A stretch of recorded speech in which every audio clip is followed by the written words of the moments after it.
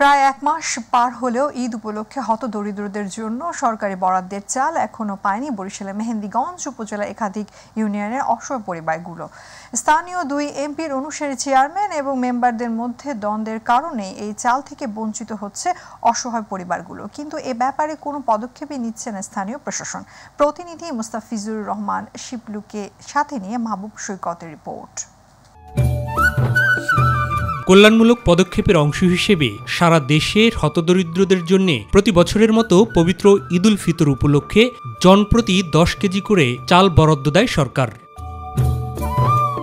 ঈদের পূর্বেই বিতরণের জন্য বরিশালের নদী বিধৌত উপজেলা মেহেন্দিগঞ্জের 16 ইউনিয়নে 23,900টি বিজিএফ কার্ডের বিপরীতে 239 মেট্রিক টন চাল বরাদ্দ দেওয়া হয়। কিছু 9-6-এর অভিযোগ থাকলেও ঈদের আগে এবং পরে মিলে 14টি ইউনিয়নে এ কার্যক্রম সম্পন্ন করলেও ভাসানচর এবং আন্দারমানিক ইউনিয়নের অসহায় বাসিন্দারা বঞ্চিত হয়েছে এই চাল থেকে। ঈদের চালটা আমরা পাই না, আমরা দিনমজুরি 27 জন মানুষ ঘরে খাওয়াই না, ঈদের যে চালটা এটা আমরা পাই না।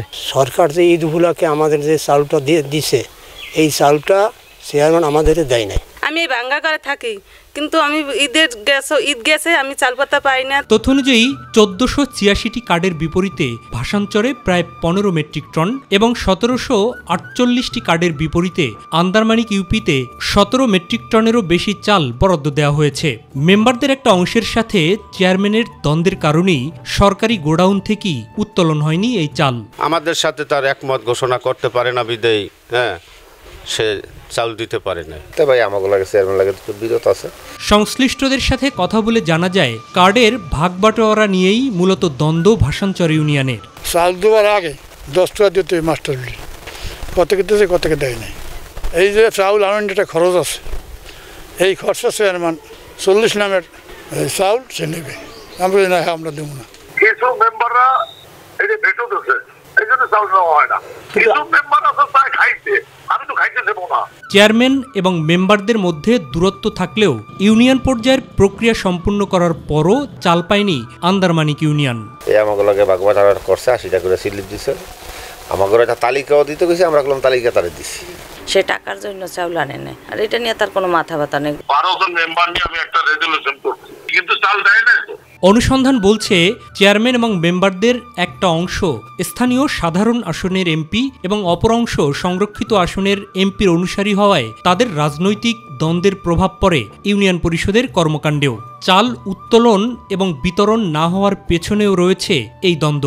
আমরা একটা অবজেকশন দেই, সেটা বন্ধ হয়ে যায়, আবার আমরা উদ্যোগ নিয়ে করতে গেলে আবার এটা বেতন দেয়। সে এমপির লগে কোনো ভালো সমন্বয় রাখে না, সে কোনো তালিকাও দিতে পারে না, উপজেলায় কাজও হয় না। এমপি সাহেবের লাগে মিল থাকে না, চেয়ারম্যান যাতায়াতা কোনো মেম্বারকে সে অবহেলিত করে না, জিজ্ঞাসা করে না। আমি সামনে আমাদের রাজনীতি করি কেন, আমারটা দেয় নাই, ভাসানচর দেয় নাই, ইসলাম মিলন চেয়ারম্যানের দেয় না। আমি ওর সাথে স্যারের লাগে কথা বলছি, মেম্বারের সই ছাড়া চাল দেবে না। আর সব মেম্বার আমি ডেলি এমপির লাগে থাকে চলে ফেরে, হেলিকে আমি কিভাবে সই করবো? এমপি কি খাইয়া নাই সব, ওই আপনি খাইয়া নাই সব,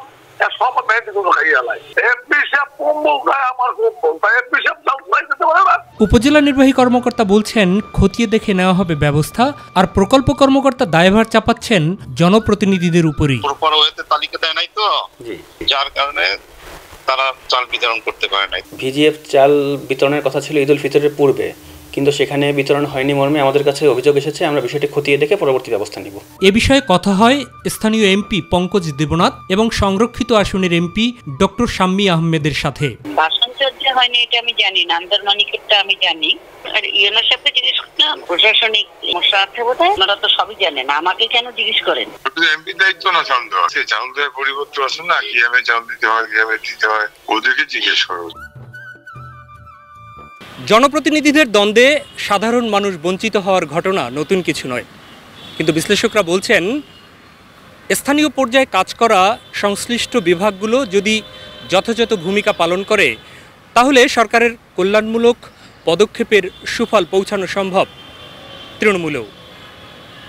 প্রিয় দর্শক, মাই টিভি আপনাদের টিভি, তাই আপনাদের কথা এবং পর্যবেক্ষণ সবসময় তুলে ধরছি আমি মাহবুব সৈকত। নাগরিক স্বার্থ সংশ্লিষ্ট যে কোনো বিষয় আপনিও জানাতে পারেন আমাদেরকে।